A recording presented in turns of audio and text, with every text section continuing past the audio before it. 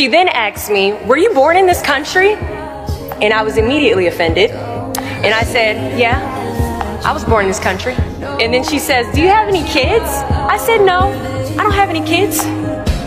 She then asked me if I was married. And then I said, no, ma'am, I am not married. She says, how old are you? I said, 19. May I help you find something? She then says, you are the most beautiful girl I have seen. And I said, oh, thank you.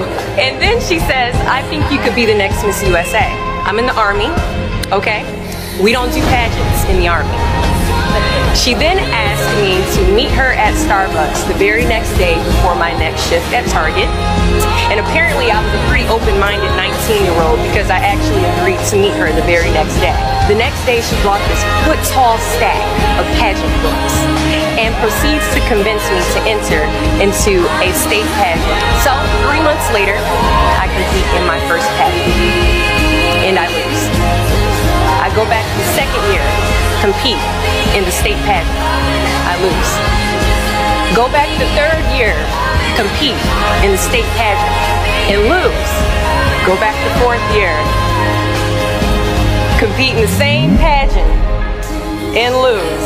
I go back the fifth year, y'all. Compete in the state pageant and lose. But guess what? I go back the sixth year. Guess what happens? I lose. I called her on the phone and said, you told me I could be the next Miss USA. And she says, Deshauna, keep working, don't quit, keep going back. And in June of 2015, she passes away from leukemia. 6 months later, in December 2015, I win Miss District of Columbia, USA. 6 months after that, in June of 2016, I become the first soldier to win Miss USA. At times, our purpose drops in our laps as if the heavens threw it by accident. I ask only one thing of you all today after you leave this building.